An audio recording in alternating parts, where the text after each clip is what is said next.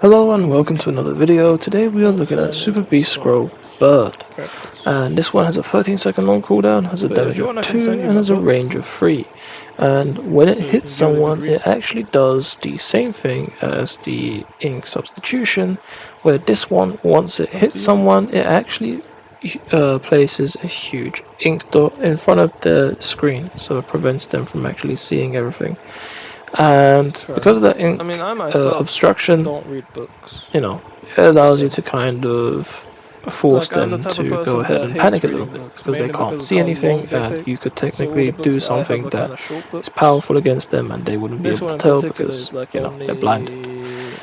Other than that, it's a very good and easy ninjutsu, and personally one of my favorites. And at one point I do remember it going through water pillar. I haven't been able to see anyone using water pillar, so I couldn't really prove it to you. And I kept trying to get May, but she just did not exist. But whatever. In the end, I do believe this does still go through water pillar, so it is a bit of a unique and weird interaction. But yeah. Anyway, so one thing about Inkbird is that there's actually a way to get almost all the hits, or if not most of it, as you just saw, which is basically if the enemy is on the ground and you're on the ground, the Inkbird works perfectly fine, and you get most of its damage and hits out of it, while also blinding them and setting them up for a decent combo. However, if you go ahead and do it from the air, as you just saw, it kind of pins them to the ground, which then launches them and knocks them over, which is quite good, right? But it kind of misses out on the damage opportunity. Other than that, because it's a flying ninjutsu and it's a projectile, it's actually pretty good at kind of pinning people to walls and stuff sometimes. But yeah, most of the time, the main thing for it is when you use it, the next ninjutsu or ninja tool that you use is going to be much easier to hit because they are very blinded by it. The only escape that someone has against it is if they use emergency exit, then the ink goes away. Other than that, most likely the ink is going to stay on them. I think even after they substitute. But it doesn't last like a very long amount of time, but it does last a decently long amount of time. I think it lasts like, let's say 5 seconds at most, maybe 7. Which is still quite a lot of time for how debuffed you get them. Other than that, yeah, that's all I can really say about it. It just does damage, it blinds them, it doesn't. And maybe if I jump into the air, maybe then it can. It's also Alright, you throw it and then I'll jump. It can go through a water pillar for some reason, so that's something to consider. It doesn't go through a sand shield. No, it won't. I will say that. Okay. But yeah, it does go through a water pillar, which is weird. So yeah, you could use it as a utility ninjutsu if it still does go through water pillar. I don't know if it still does. Other than that, I genuinely. But yeah, you can technically use it as a utility because you do blind them, and it does a little bit of damage when you do it. If I hit you into it, at least it stuns you. That's all for the ninjutsu. Enjoy the gameplay. And as per usual, before I do let onto the gameplay, I am going to talk. So, apparently last time what I said about Project Edo was slightly wrong, because actually, Project Edo is going to be more Ninja Gaiden and more sword focused, apparently. So it's not going to be as anime-like or anything that Shinobi Striker is. So, that means we're going to be basically getting a game that is very similar, probably, right, to Absolver, right? Because Absolver has combat, it's unique, and I think that's the issue. Technically, it's almost unfulfilled, right? That's what I'd like to talk. That's what I'd like to say about it, because everyone back then would have loved to have it more open world. They would have loved to have more stuff about it. So I think Project Edo is going to kind of be very similar to Absolver. However, it's going to focus more on sword combat. So it's going to be very similar to For Honor, but without the broken shit. I hope anyway. And I hope that it's going to be more or less focused on what it's actually delivering and giving us, instead of giving us something that essentially is going to end up being Shinobi Striker 2. Or, I don't want it to end up like For Honor, because it's just it's a mess. But I do know that there is going to be parrying and stuff, so I don't know how it's going to work out, how much of a skill gap there's really going to be, and stuff like that.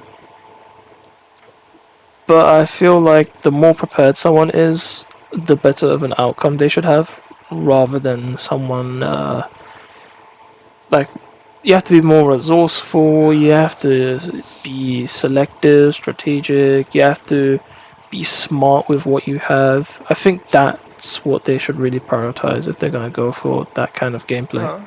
Because they're essentially going with Absolver, with Shinobi Striker combat, with For Honor like and Absolver like parrying and combat. So you're gonna have Absolver combat, right? But it's essentially technically acting like Shinobi Striker, but at the same time, it's also going to be acting like For Honor, because you're gonna have to block, parry, whatever, deflect, stuff like that.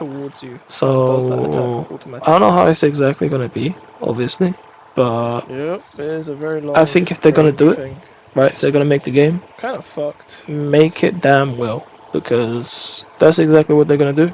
That's exactly what they're saying they're gonna do, and it sounds like a really good idea. But right now it's only in the idea stage. We've got all of the so they're gonna do ninjutsus for combat that relies on directional blocks, like precise parries and stance switches. If someone attacks high, you react to encounter. It's not just about like who pressed the skill button first, right?